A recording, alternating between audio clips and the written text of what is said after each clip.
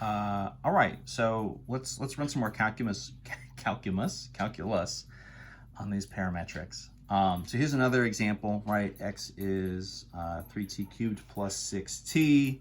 Our y is 4t squared minus 2t. So, it's a curve. We could sketch it. I'm not taking the time to do that right now, just because I want to jump right into the calculus. So we want to find two things, right? We want to find dy dx, and we want to find the second derivative, right? The second derivative of y with respect to x twice, the sort of d2y over, dx2. So let's go. Let's make it happen. Dy dx, this should just be, right, dy dt over dx dt. So I'm just going to find those two derivatives first. What's the derivative of y with respect to t? Well, so that would be, right, 4 times 2. So 8t to the 1 minus 2. Good to go. What's my derivative of x with respect to t? dx dt, right? So that would be, right, 3 and 3, so 9t squared plus 6 times t, right, plus 6. Okay, so those are like my kind of building blocks. I'm going to sort of need these. I'm going to kind of mark them. I'm going to reuse that dx dt again here for my second derivative. So we're going to kind of mark those. Then this, right, stacked up is just going to be the dy over the dx, right? So then this is just going to be 8t minus 2 over 9t squared, plus 6. So that's my dy dx. So step one is really as simple as that. Step one is much faster than step two. Step two is not terrible. I'm making it sound like step two is some crazy burden or something. It's okay. It's not the worst thing in the world. What starts to happen to us here, right? So then kind of coming up next, right? The second derivative. So, a couple different ways we can write this. In theory, this should be the derivative with respect to t of that dy dx. And then that whole thing is going to just be redivided by dx dt. That's really kind of what all this came down to. So I need this derivative of the dy dx I just found. Now what happens here, right, is obviously just by the nature of these formulas, you're getting a lot of fractions, a lot of quotients. So there's a lot of quotient rule that's going to go into this. And so it's quotient rule with some other quotients. There's just a lot of fractions flying around. So you kind of want to make sure, right, part of this is just an exercise in just like keeping your numerators and your denominators organized and keeping everything straight. That's like half of the battle in these problems. In any event, let's just sort of run this down. So this piece up top, right, is going to be the derivative of the dy dx. That's a quotient rule, right? Because I've got a top and the bottom. They both have the variable t in it. So I got to do kind of low d high minus high d low. So that's right. Sort of the derivative of the top would be 8 times the bottom, which is 9t squared plus 6, minus, right, the top, 8t minus 2, times the derivative of the bottom, which for us would be what, 18t to the 1, right, plus 0. Fair enough. And then the whole thing is over, right, kind of square the bottom. So that's going to be over, right, kind of 9t squared plus 6 quantity squared. And now, just to make this horrible, I guess we'll just sort of do all this at once. I don't know, for no real great reason. So then that whole thing, that fraction, is then divided by whatever our dx dt is. And now this seems like it's going to be really bad, but honestly, it's not going to be anywhere near so bad as you expect, because dx dt is 9t squared plus 6. The quotient rule, right, kind of has this like quantity squared in the bottom built into it. So it's 9t squared plus 6 quantity squared on the bottom of this upper fraction. Then the whole thing is over another 9t squared plus 6, right? That's my dx dt. Maybe I should have had that in green. Playing a little fast and loose with my colors here. So like in theory, right, if we think back to just different like fraction stacks and trying to like clean things up, this is kind of like this is an upper fraction divided by this sort of 9t squared, in theory a 9t squared over 1 or something. All that's really going to happen here, if I start to just like clean up the algebra, is this is going to be, and this is keeping in mind, I am going to go back and actually clean up the numerator here as well.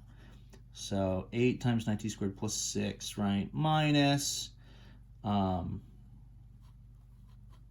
8t minus 2 times 18t. So that whole thing, right, is over 9t squared plus 6 kind of quantity squared. If that whole thing is divided by another 9t squared plus 6, I mean, that's really the same thing as just like multiplying by 9t squared plus 6. And then like, really what we have is just like 2 of those times another one. I'm just going to get 9t squared plus 6 cubed on the bottom in this case. It seems like we're going to end up with a really big disaster, and it's going to be very, very complex, but it's honestly not that complex. It's relatively simple. It's just a matter of kind of cleaning up the algebra here. Let's do a little work up top. This stuff we can probably also clean up. This would be something like 8 times 9, right? So that's like a 72 t squared plus 8 times 6, right, is plus 48. Oh gosh, what the heck is 18 times 8? That's like 144, right? Minus, so 8t times this, so that's like minus 144 t to the 2. Minus is plus 2, 2 and 18, so that's like plus 36 t. So that's just the top part of this kind of expanded out. We'll clean that up again in a second. But then the bottom again, right, it's squared and then to the 1. So this is really just a 9t squared plus 6, just like quantity cubed, and leave it like that, right? We're not trying to do anything really wild here. If I do one last little bit of cleanup here up top, right? 72t squared minus 144. 72 is actually halfway to 144, so this would be a minus 72t squared left over, right? Kind of plus 36t plus 48. There's definitely some numbers there you could pull out. Everything there is divisible by a 6 at the least. But I don't know. We're not really going to get anything great out of this on the bottom. So maybe we just leave it. 9t cubed plus 6, right? Cubed. And that's our second derivative, right? So again, the notation kind of d2y and then over dx to the 2. So something kind of like that. We can use this, right? So then from here, right, you can use the dy dx to find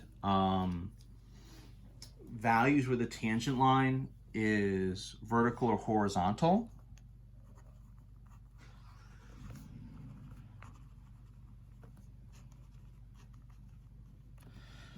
Right? Vertical is where your dy dx is going to be 0. Nope, sorry, I got those reversed. Horizontal tangent line, right, is slope 0. So horizontal is dy dx is 0. Vertical is where your dy dx is undefined, right, where you have some sort of like division by 0. Oh, great, and all of that, of course, is off frame anyway. So you're going to use your dy dx to find, vertical and horizontal tangent lines. That'll be part of it. We can actually also use it to find the equation of the tangent line.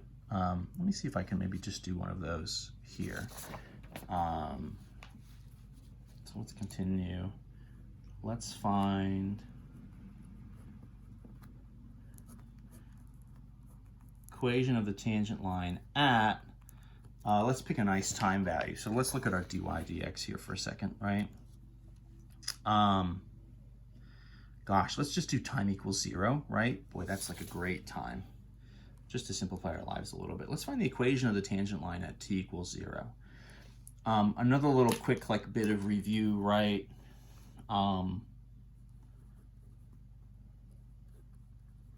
Equation of a line. We'll use just like point slope form. So that's like y minus the y1 value would be the slope times x minus the x1 value. So this is where like x1 comma y1 is our point on the curve at t equals 0, and m, right, is the slope at t equals 0, aka dy dx at t equals 0. Right, so we just need to kind of sub some of this information in. Let me quickly kind of bring down, right? So the original x was 3t cubed plus 6t. The y value here, 4t squared minus 2t. So we're going to get just like 0, 0 for those points, right? And then dy dx, right? Our first derivative, 8t minus 2 over 9t squared plus 6.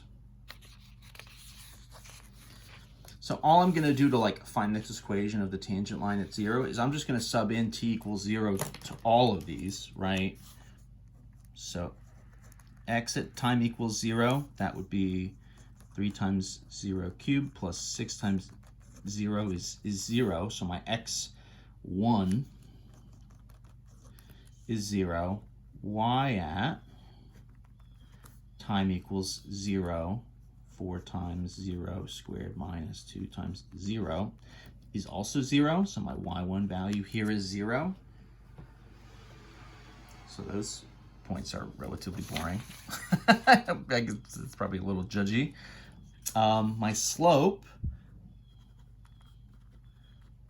dy dx, at time equals 0. So that's from this guy. So 8 times 0 minus 2 over, right, 9 times 0 squared plus 6. So that's negative 2 over 6. That's going to be negative 1/3 is my m. So if all I'm trying to do is just like turn that into an equation, right, the format again here, so y minus the y1 is the slope times x minus the x1.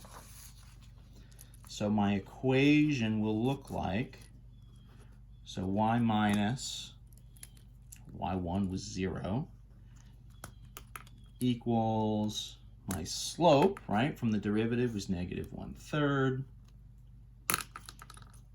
times x minus the x1, which was also 0.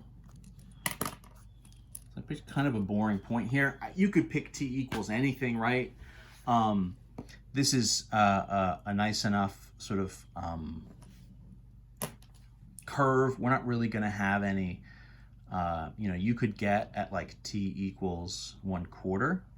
You could get a horizontal tangent line, but outside of that, you're not going to have any vertical lines for the tangent. And otherwise, you're just going to get relatively straightforward numbers here. So one version of the equation here, if you simplify this, of course, this would be y would equal just like negative 1/3 x. So that would be our tan line at time 0, right? So just doing some of that, this is sort of a throwback to early Calc 1 kind of stuff, using derivatives to find tangent lines and all that. So those things kind of still apply here. The thing that's changed is just how we get the derivative, and in particular how we get that second derivative, just using these sort of parametrics to get there. All right, very good. So the next thing was we'll do some of this same kind of concepts, but we'll look at it from polar coordinates rather than parametric.